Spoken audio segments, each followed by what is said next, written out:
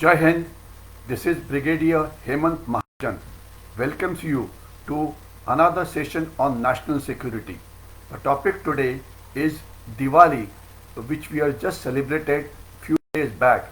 How is it a soft power for India, and how celebration of Diwali outside countries helps India to protect its national interest. Diwali is a big soft power, and it has been celebrated very well in almost all over the countries, and therefore it is contributed towards a lot of goodwill towards India. So we will talk about Diwali as a soft power. Firstly, what we must understand is Diwali is one of the major festivals of India. It's a victory of good over the evil. It takes away darkness from your life. The lamps that you light is a symbol of everything good in the world. This is a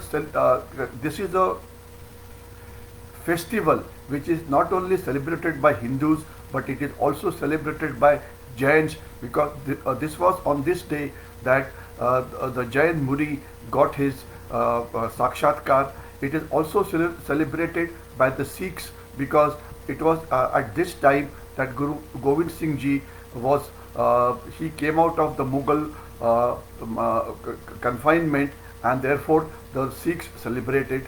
So therefore this Diwali was very important, because it came after a long lockdown which had taken place because of Chinese virus.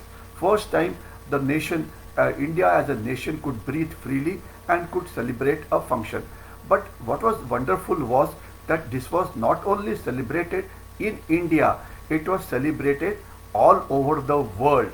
In Indonesia, especially in Bali Islands, it was celebrated. In Singapore, they lighted lights all over the place. Malaysia, it was celebrated. Indonesia is well connected with Ramayana and Mahabharata, so therefore they are very close to Diwali. So is Malaysia. What is important is more important nations such as America, such as United Kingdom, Canada, European nation, all celebrated this. In fact, it was for the during this festival, Joe Biden and his wife Jill Biden lit a lamp of Diwali in his house, and this photograph of his was shared, and he thereafter wished the complete world for a happy Diwali. Not only that, the Vice President of the USA, that is Srimati Kamala Harris, also celebrated Diwali, and a video was put on her Twitter handle in which she said it is honor for her to celebrate Diwali, and she wished that a happy Diwali not only to India but to the whole world. Remember, Kamala Harris was initially considered by few in the media as not being pro-India, but maybe against India. In fact, celebrating Diwali as a major function started during the time of Barack Obama, when he was the president, 2014 to be precise, and he celebrated it. He also lit a lamp in his house, and he put it on the social media. And this tradition thereafter has been continued by President Donald Trump, who was the previous president, and Joe Biden, the present president, is also continuing with it. It was not only the political parties celebrated it or the nation celebrated it, but in the New York, for the first time, one World Trade Center was completely lit because of Diwali. In fact, there was a cracker show which was organized there, and there was a huge crowd on the both banks of Hudson River which witnessed the Diwali cracker show. It was, and after this cracker show, the Americans gave best wishes to India. What was more interesting was that a number of United States member of parliament have supported a resolution which is required to be passed in their parliament, declaring Diwali as a holiday. If this gets passed, then it will mean that Diwali will become a holiday. Now just remember that why so much of importance to Diwali, why Diwali was celebrated so well, and how exactly is this soft power helping us. Remember, the Indians which are in United States barely form 1.2% or 1.3% of the United States population. However, Indians in United States, Indians in Canada, Indians all over in Europe, Indians in many other parts of the country, and there are about more than 3 crore Indians who are settled as non-resident Indians all over the world. They work wherever they are, work very hard and ensure that the country where they are staying gets prospered. They are always in the top people of the country. They contribute tremendously to the progress, be it scientific, be it economic, of the country. So therefore, they are a respected community and their festival is now being celebrated. On the other hand, the Pakistanis are known for staying together, are known wherever there is a bomb blast, wherever there is a terror attack, it always leads itself to Pakistan and Afghanistan-led Taliban. And also, as far as the Chinese are concerned, the Chinese are busy trying to conquer the whole world with their money power. They keep on giving loans to all the countries and thereafter make them their arthik gulams or their economic slaves rest of life. So therefore, the world is extremely unhappy with Pakistan. Of course, is a non-entity, but with China also. But as far as the Indians are concerned, wherever they are, they contribute to the local economy, pay their taxes very well, behave very well, follow all the rules and regulations, and help the country to prosper. As far as the United Kingdom is concerned, British Prime Minister Boris Johnson gave his best wishes for Diwali, and he said after the Chinese virus it was a difficult time, and I am sure now you will be with your families and you will celebrate this festival well. In the United Kingdom, the festival was celebrated in Oxford. It was celebrated in the University of Sussex. It was celebrated with lot of entertainment programs which showcase India's culture, which showcase India's cuisine. A very large gathering was there. Large number of people who were not Indians also attended it, and Indian music, Indian cultural power was showcased here. Indian traditional costumes, etc. And everybody was happy with it, and it was a very popular occasion. Not only United Kingdom, but in Canada, the Prime Minister Justice Trudeau also gave his best wishes on Diwali on India and to the rest of the world. He also said he talked about Diwali, the way he was talking, you would feel that it was an Indian leader who was talking on this issue. Not only to talk about Canada, but in Australia and New Zealand also, this function, Diwali, the festival of light, was celebrated with great pomp and bursting of crackers. As far as Australia is concerned, Australian Prime Minister Scott Morrison, his message to India and to the rest of the world is available on the social media. What he said in nutshell was that we wish all of you best luck, and it was celebrated with government expenditure in Sydney and many other important cities of Australia. So Australian government also gave it a great importance, again to bring to highlight a fact that the number of Indians in Australia are barely 1%. New Zealand also, this was celebrated in the capital city of Auckland and Wellington, etc. And 2 weeks earlier they celebrated a Diwali Mela, and the function was inaugurated by the New Zealand Prime Minister. Now, not only Australia, not only New Zealand, but there are many island nations as Indian Guyana, Trinidad, Tobago, Fiji, Malaysia, Myanmar, Mauritius, Sri Lanka, Singapore, Suriname, where Diwali is declared as a holiday and it is celebrated with lot of gaiety. So therefore, this importance of Diwali was hell of a lot this year, and it showcased India's soft power. Now, any nation like India would like to protect its national interest from your enemy. And who are our enemies? Obviously Pakistan, obviously China, obviously others who go against India's national interest. As far as India's national interest is concerned, they need to be protected by what is called as India's comprehensive national power. I repeat, India's comprehensive national power या देश की comprehensive national power. The national power consists of many components, but I will focus only on two of them for lack of time. One is the hard power, second is the soft power. As far as hard power is concerned, it consists of the military powers, that is the military that you have, army, navy, air force, as far as or your economic power, etc. As far as the soft power is concerned, it consists of your cuisine, it consists of your spiritual activities, it consists of your let's say cultural activities, it consists of festivals like Diwali which unite the world, etc.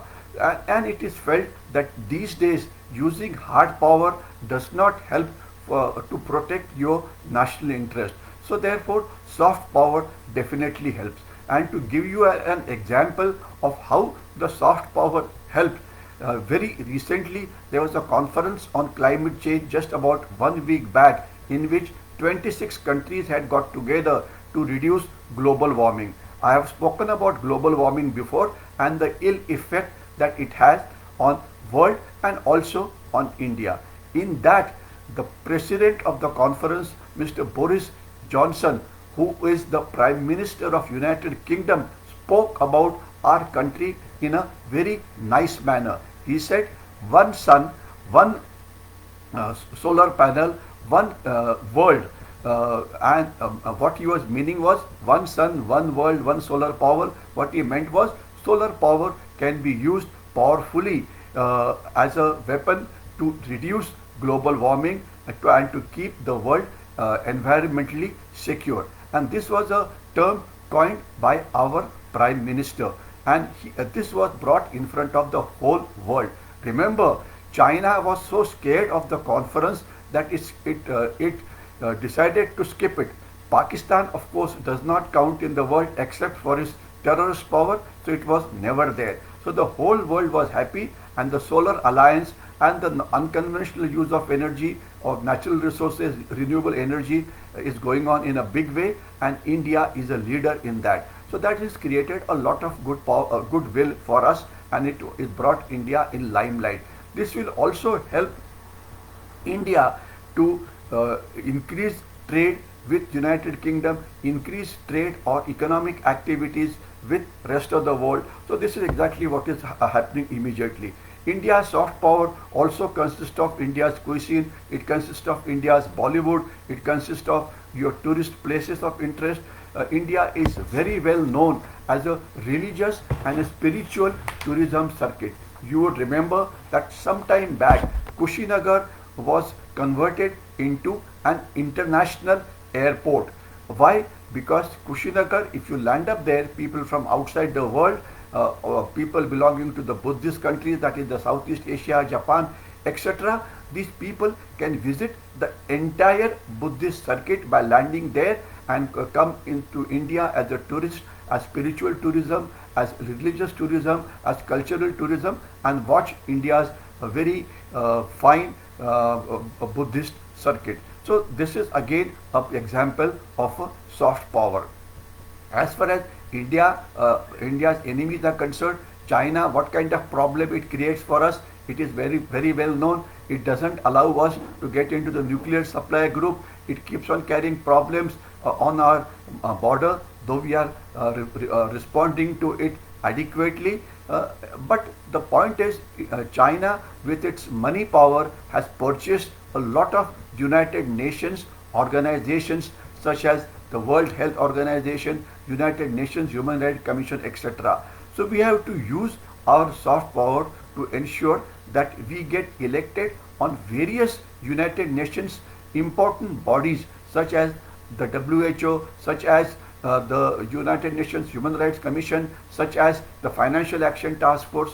We also must aim to become member of United Nations Security Council. Of course, China would not let us become, so that we are able to stop problems against India in outside world immediately. For example, the Pakistanis had started with the help of Khalistanis campaign called Khalistan referendum 2021. We were able to stop it.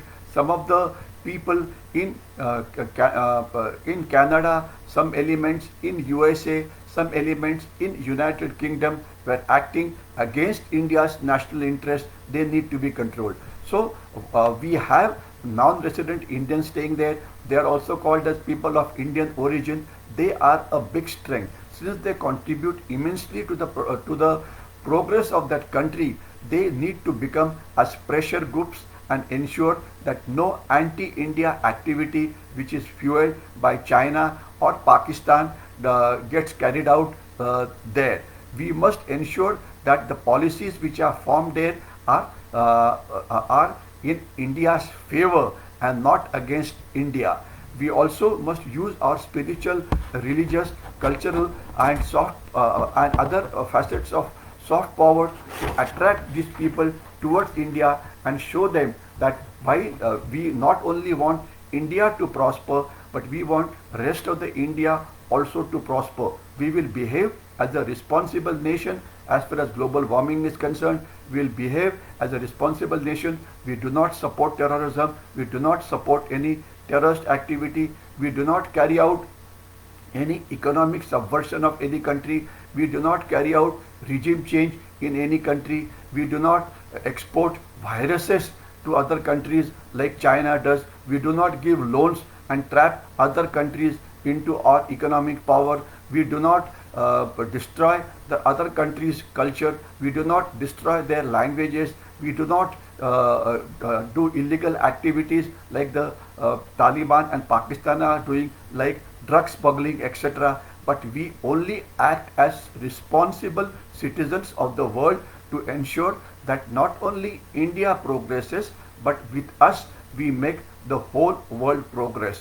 So this is a soft power which was displayed at its best during the recent Diwali celebration. We must continue to utilize our soft power.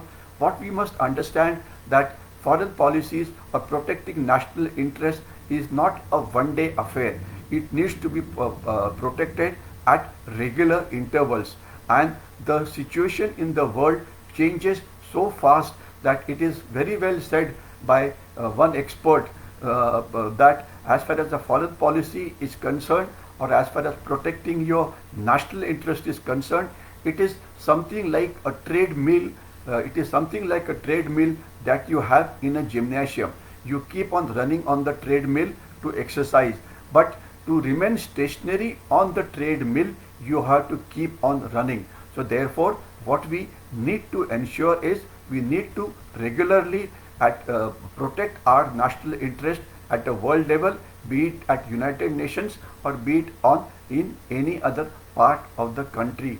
And we must ensure that our soft power today is much better, much higher, used more regularly than China. For example, China, to extend their soft power influence into the world, is trying to buy the world media. It is trying to use what is called as the Confucius centers in world, which is basically converting the world to its own thought process. So therefore, a lot of countries have thrown out the Chinese study centers. So we have to ensure that our soft power is much more powerful than the Chinese, and we are able to beat all our enemies and are able to protect our national interest.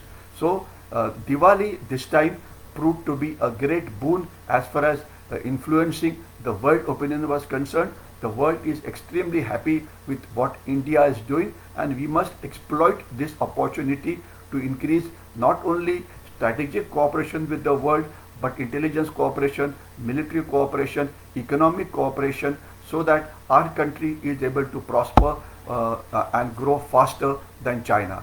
I'll stop here. If you like the video, like on the Facebook, and try and share it with as many people as possible.